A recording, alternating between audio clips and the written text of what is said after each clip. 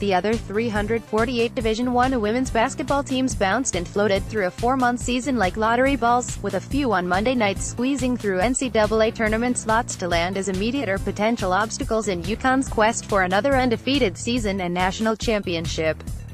First up, St. Francis, PA. The Huskies, 32-0, the tournament's #1 overall seed, will face the Northeast Conference champion Red Flash, 24-9, Saturday at 11 a.m. in a first-round game at Gamble Pavilion. The Huskies are the only Connecticut team to open NCAA play on their home court, but not the only Connecticut team to open in their home state. Quinnipiac, the MAA seed champion and one of last year's fun surprises of the tournament, earned the No. 9 seed in the Albany Regional, and opens Saturday at 1:30 p.m. against No. 8 Miami, which it defeated last year in Coral Gables, Florida, to reach the Sweet 16, when coach Tricia Fabry and the Bobcats were sent south for last season's first 2 rounds, opening with a victory over Marquette. UConn coach Gino Auriemma took notice. "How can you send them that far away?" he said Monday night. "You can't find somebody for them to play this close. I must have a lot of clout with the NCAA because they sent them right up 91. I think it's bittersweet in some ways. When you make the NCAA tournament you want to get on a plane, go someplace, play teams you don't know anything about, feel all that. So I'm sure they're probably happy. That's a pretty high seed for a team from their league, but they've earned it. But with that comes, you get to stay close to home. Barring what would be the biggest upset in the sport's history, UConn will breeze past St. Francis, which it defeated in NCAA openers in 1999 and 2002, by 51 and 49 points. A matchup with Quinnipiac 27-5, or Miami 21-10, will be next, with a trip to Albany on the line. UConn has advanced to the Final Four 10 years in a row and has reached the Sweet 16 every season since a first-round loss to Louisville in 1993. Last season, and in 111-game winning streak, ended with a national semifinal loss to Mississippi State. "We see some obstacles in front of us now. When you see the bracket unfold," senior Gabby Williams said.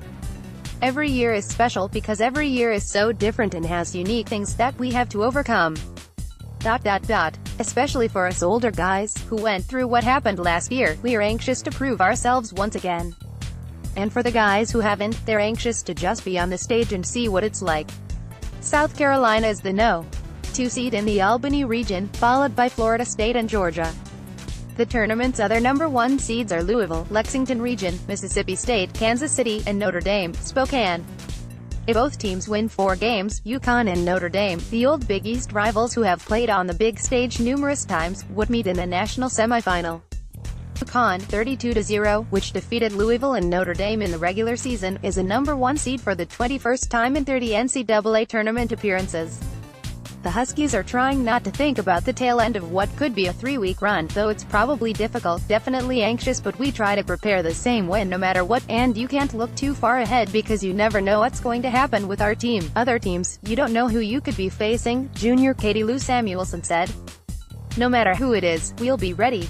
We won't take anyone lightly this year." Auriemma and players gathered for the selection show in the Worth Champions Center. "I just watch it and kind of shake my head and go, okay, that's who we got in the first round. Those are the 4 top seeds in the region," Auriemma said.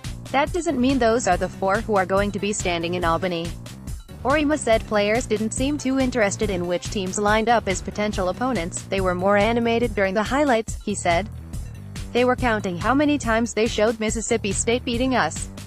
They were getting a kick out of that. They lost track. They stopped counting. Mississippi State got more attention for beating us than South Carolina got for winning the national championship, which is crazy." St. Francis leading scorer Jessica Kovich, a 5'9" junior guard, is the second leading scorer in the nation, averaging 24.9 points. Monday's second game expects to be much more competitive. Quinnipiac, seeded 12th, won last season's second-round game against No. 4 Miami, 85-78. The Huskies have played Quinnipiac just once, winning 117-20 in 1998-99. They paid attention to Quinnipiac's upset victories last season.